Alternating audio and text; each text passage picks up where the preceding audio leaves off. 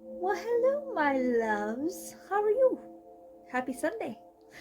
Okay, so we're gonna do another episode. This is episode number 4 of our mini series, Spooky USA. Ooh, no, it hasn't been that spooky, but we have learned some crazy shit about other states, right? Okay, so we left off. Well, the last episode we left off with North Carolina, the Beast of Bladenboro. I don't know if you know about that. If you don't, go to the last episode and check it out. Tonight we're gonna start with North Dakota. That's where I'm from. The land of the Mini Washutu, I guess. And I don't know if I'm pronouncing that correctly because, frankly, I just don't know how the fuck to pronounce things most times. But okay. Next time you're on the banks of the Missouri River in North Dakota, keep an eye out for the Mini Washutu of North Dakota, a giant, red, hairy monster with sharp spikes along its back, a horn, and only one eye. Probably because somebody poked the fucker out. If you look at it, blindness, insanity, and even death are said soon to follow. So, on second thought, probably don't keep an eye out. What the hell is this in my hair? Oh, it's just gray hair.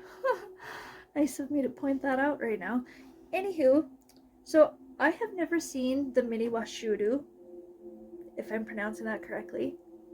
There is weird shit in our rivers, that's for sure. A lot of crazy things. Anyways, we'll move on to the next. So that was number 1, North Dakota. Number 2 is Ohio. Gore Orphanage. This sounds really good. Not good. Not on that sense. Don't think I'm warped, okay? I'm just weird. Good weird. In the 1800s, there was a deadly fire at the aptly named Gore Orphanage in Lorain County. Tragically, every single orphan in the institution perished. That is beyond insane. That's very sad.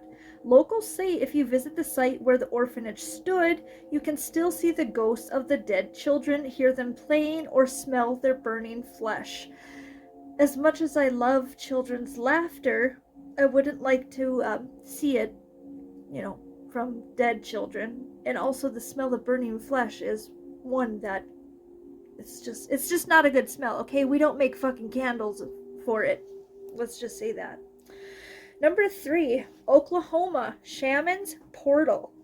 People have allegedly disappeared into thin air upon setting foot in these dunes in Beaver Sands, also known as Oklahoma's Bermuda Triangle. And what we know about the first Bermuda Triangle is that shit disappears there, right?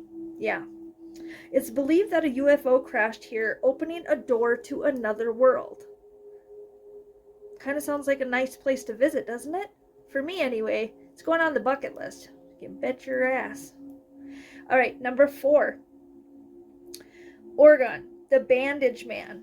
The ghost of a man who was supposedly chopped into bits at a sawmill terrifies Oregon residents and urban legend believers to this day. They call him the Bandage Man because, well, his entire body is wrapped in bloody bandages. Mostly, he is said to attack people who drive through or park their cars in Cannon Beach. So just remember that. If you're ever going to Oregon or you live in Oregon, you're going to a Cannon Beach, watch out for the bloody Bandage Man, okay? Okay. We don't want him to get you. Unless you want him to get you. I don't know. Number 5. Pennsylvania Eastern State Penitentiary. Of course, it's another penitentiary. A lot of shit goes down there, you know what I'm saying?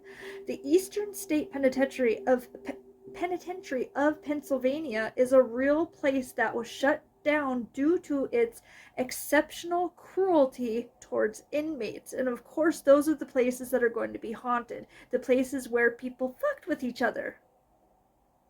Each cell and chamber has its own set of hauntings and terrible tales, and walking through it is supposed to feel like walking through the pit of hell itself. I want to go.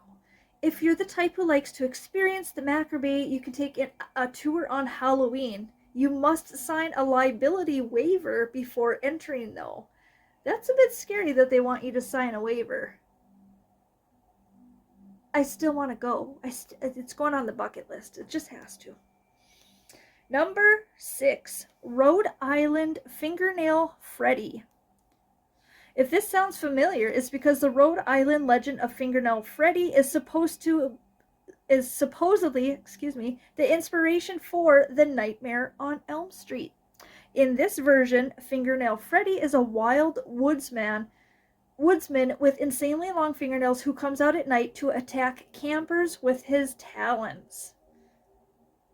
So it's actually not the real life inspiration for the Nightmare on Elm Street. Most of us horror fanatics, we know that. This is still pretty fucking creepy though. I feel like it's a Freddy Jason crossover, you know? He's got the nails, he's got the claws, the talons, whatever, like Freddy, but he attacks campers like Jason. How fucking cool. This is definitely going on the bucket list. You should put it on yours too. Let's just go. Let's go. Come on. Let's check it out. Okay, I think we're on number 7. South Carolina, the legend of Lavinia Fisher. I think I'm saying that right. Lavinia? That's kind of a pretty name. I like it. Oh, okay. Known as America's first female serial killer, Lavinia the Gorgeous. Lavinia Fisher was certainly not dainty about her kills. In the 1800s, she and her husband John ran an inn where they had the unfortunate habit of killing off many of their guests. They would poison them, then when the poor person had fallen asleep, drop them down a trap door. One victim managed to escape and the 2 were found out, resulting in their execution.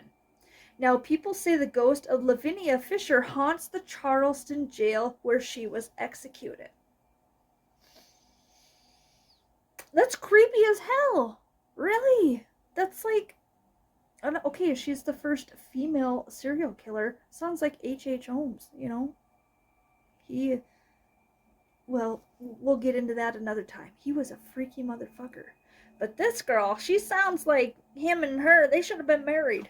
Know what I'm saying? Okay, I'm gonna say we're on number 8. I'm not good at keeping track. South Dakota, Walking Sam. Walking Sam of South Dakota is a bit like the notorious figure from the Slender Man video games. An unnaturally tall, skinny, and creepy character. Those who cross his path are cross paths are induced to commit suicide, and his favorite prey is young teens. Check yourself before you wreck yourself, okay? Because, yeah. That's creepy as hell, too. I mean, Slenderman on his own is creepy as fuck, and you got another creepy character walking around South Dakota known as Walking Sam. Creepy Sam. Let's call him Creepy Sam. Number 9, Tennessee, Skinned Tom. I mean, if we stop right there, that's still horrifying, but I'll read it to you. As the story goes, in the 1920s, a young man named Tom once took his lady to the local lover's lane. Bow, chicka, bow, bow. He didn't know it, but the woman he was so enamored with was in fact married. Her husband found the 2 canoodling in the car, murdered the wife, and then skinned Tom alive. Folks say Tom still hangs around Lover's Lane, ready to kill those who dare to commit adultery. So I would say he learned his lesson, and his duty, even after death, is to make sure that others don't canoodle at Lover's Lane. Yeah. Okay. All right. Okay, number 10. We are in Texas. We're in Texas, motherfuckers. The Lechuza. I think it's the Lechuza. In South Texas, after you've had a beer or 2, you'll need to be on the lookout for the Lechuza. Depending on the version of this urban legend being told, this incredibly large owl is either a brujo, which is a witch, or a familiar woman by day, bird by night. Her child was killed by a drunk driver, so she is on the prowl. Oh, it was just killed by a drunk. It doesn't say that the person was driving. Excuse me. So the child was killed by a drunk, so she is on the prowl, looking to take revenge on bar patrons, stumbling out onto the street after closing time. That's freaky as hell, man. Freaky. Very freaky. Okay, so those were our 10 for this episode, which means we have done 40 states with creepy urban legends for our mini-series known as Spooky USA.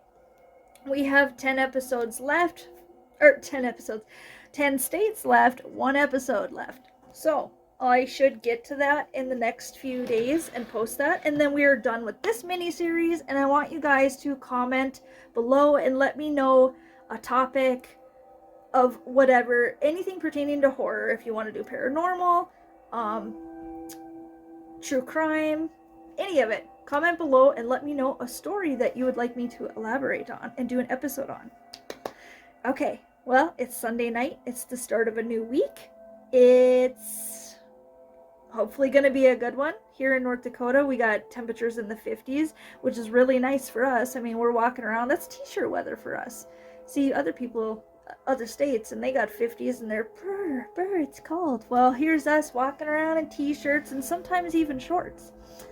Anywho, it's a new week. I hope you have a great week. Stay happy, stay healthy, stay spooky, because that's the only motherfucking way to be, right?